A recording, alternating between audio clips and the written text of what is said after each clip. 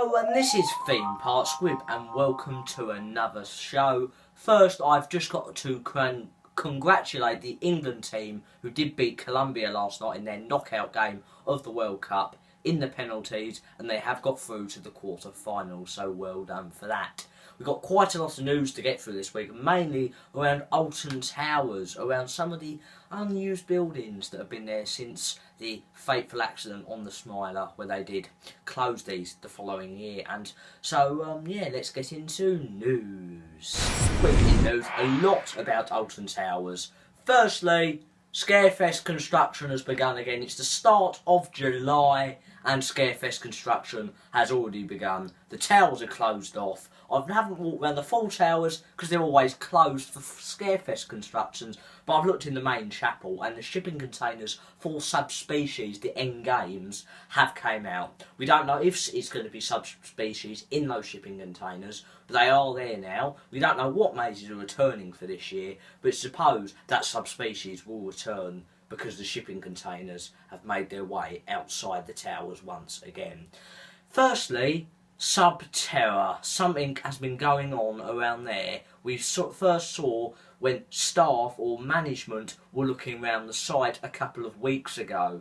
This then turned into Scarefest speculation until a mysterious yellow tint appeared last week outside the building.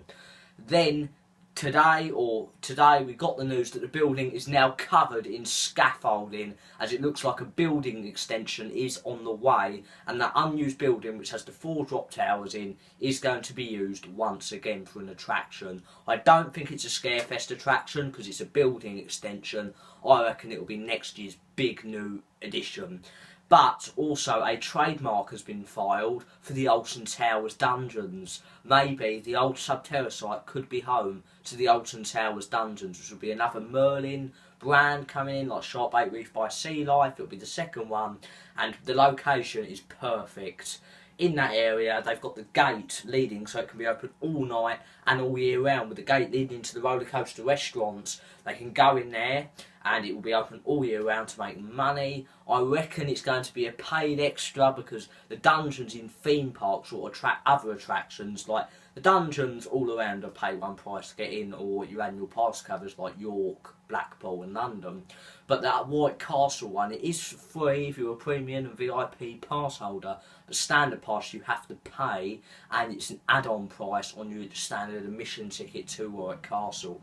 So is this going to happen to Alton Towers having a paid extra full-fledged scare attraction? When I say scare, I mean full-fledged actor-led experience, because they are for families, as they have changed quite a bit from the old dungeons. It is a perfect location. There, the building has already got drop towers in it, so Drop Dead will probably be the main highlight of this experience, because that is in most of the dungeons around the world, but it has different names. Like there is one in San Francisco, which is the Alcatraz Drop to Your Dead, but they're all the same and exactly the same ride layout or ride design as Drop to Dead in the London dungeons, not the Blackpool one, but the same in the London dungeons. And what you expect if it is a dungeons? Well, I can see Meet the Jester still being the first scene, and they have got some lifts in there, or fake lifts, that could be used for the descent scene. Also, you'll probably see your classic scenes such as the Plague Doctor, the Courtroom and the Torturer, but you would see things like other things, maybe some other returning, like the Executioner is one, that was in White Castle, and maybe some other classics, but there will be specific things which will be exclusive to the Alton Towers dungeons around the history of that area and not the whole country.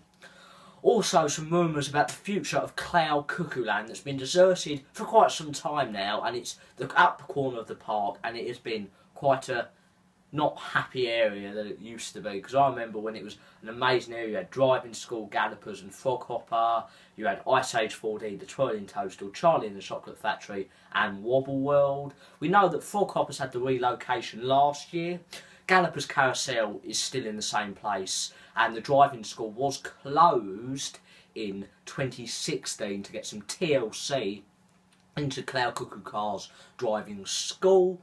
But that area has been deserted. Twirling Toadstool was meant to be under TLC but has not returned. Charlie and the Chocolate Factory, for the licensing that went out, has been abandoned for quite some time now. Ice Age 4D has been abandoned, and Wobble World has a scare maze at Halloween, which is not good enough for such a big building. The rumours are that the whole area could get a redo into David Walliams' books to another IP area, but this will fit perfectly up there. Charlie and the Chocolate Factory is such a big building. You haven't just got the boat ride in there, you've got the lifts at the end, you've got the scene, you've got the pre-show. They can do something very special with that building, and it's going to waste at the moment. Charlie and the Chocolate Factory was such a good themed ride when it did operate here, but they could do something very special. And with David Walliams' books, they are some of the most popular children's books in this country, or the world in fact, and some people are saying he's basically the next Roald Dahl that Charlie and the Chocolate Factory was. But it'll be a fantastic overhaul for the kids who have grown out to see Baby's Land but can't go on to the likes of Wicker Man and 13 and even the higher thrills such as The Smiler and Oblivion. Maybe that will be a perfect for that age group and for families as well, as the rides in there such as Twirling Toadstool, if that does come back, which we suppose come back, is a family ride, even though it has the 1.2 height limit. Ice Age 4D is such a big family venue and is such a wasted space as well. That area is so sad walking around there, thinking of the old attractions that once were there.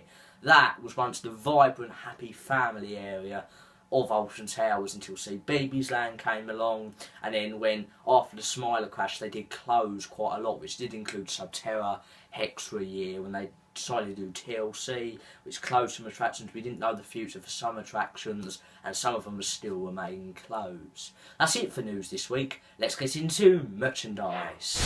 Quickly, merchandise, we do have some of my favourite pop badges in my collection that I did get. They are for 30 years of Chessington, nice silver, and they are celebrations of very old and classic Chessington attractions. None of these attractions on here exist, they've had rethemes. So yeah, first it's Dragon River, as it was called back in the day, with the two heads. They are obviously gone, as the riders did become Dragon Falls. All the theming was stripped out when Merlin took over, and then Tiger Rock this year has replaced that ride, which is a very good investment. If you haven't checked it out yet, do go to Chessington. It is really well themed and an improvement from Dragon River or Dragon Falls. Dragon Falls was so good back in the day until all the theming was stripped out by Merlin, such as the big heads and most of the other theming. It did turn into quite a bland log flume, and at one point was the only log at the moment is one of two log flumes in the Merlin Parks operating, because one's gone and one's just sitting there at Fort Park. So yeah, 30 years of Chessington World of Adventures. Next we have one of my favourites, Calamity Canyon, the old runaway mine train, the old area named for Mexicana, from 1987 to 1998, when Rattlesnake did Upcoming, where the area was rethemed to Mexicana.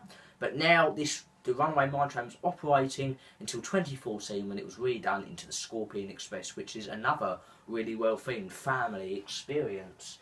And the last one is Terror Tomb, which wasn't an opening day attraction.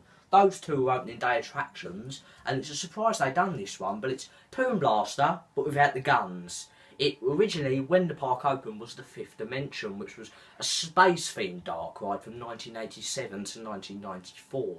It was such a failure for some reason, and it did go in 1994 to get replaced by Terror Tomb, which was a complete redo of the attraction. Then in 2001, the guns were added and the whole storyline was updated, as the attraction did become Tomb Blaster, which is still operating today and is in a very bad state this year with missing audio and dodgy lights. So hopefully they will fix that, but it has been looking Merlin Dark rides, except if they're not IP based, like the Gruffalo, or the Gruffalo did look a bit bad last time I went on it because the eyes of the Gruffalo were not there. So yeah, let's get into Guess the Ride. Guess the Ride, I will reveal last week's Guess the Ride, which was Rita, the Intamin launch coaster that opened in 2005 at Alton Towers. If you did get that correct, you will get a shout out in the shout out section of the show, which is the final section of this week's show. This week's guest ride is a roller coaster in the UK that opened in 1990. It is produced by Aerodynamics and in 2002 had a major train redo, new trains by Vekoma, and the height restriction is very low compared to what other roller coasters are in the UK. If you know what that ride is, put it down in the comments down below and you'll get a shout out in next week's shout out section of the show. Let's get into shout outs. Let's get straight into the shout outs. First we have the guest rides from James Beaver, well done. Elite Gaming TV, well done. Jake Smythe, well done. O2 Tier, well done. Louis IRL, well done. And Connor Hollins, well done. Thank you for guessing the ride correctly. Next we have the YouTube comments from Circuit Fortnite. Well done. Thank you for commenting. Next we have the new subscriber from the Corey Turner Show. Thank you for subscribing. Next we have some stuff that's been done on Twitter from Theme Park Station. Thank you for doing your stuff on Twitter. This weekend I may be going to Alton Towers on Saturday. I really do want to see this work going on at Subterra. But we may not be going because England will be playing again on Saturday at 3 o'clock as they will play Sweden in the quarter-final. That's it for this week's episode of the show. Make sure you subscribe, comment down below, guest ride, like this video and follow us on Facebook, Twitter and Instagram. So, I'll see you in my next video. Bye!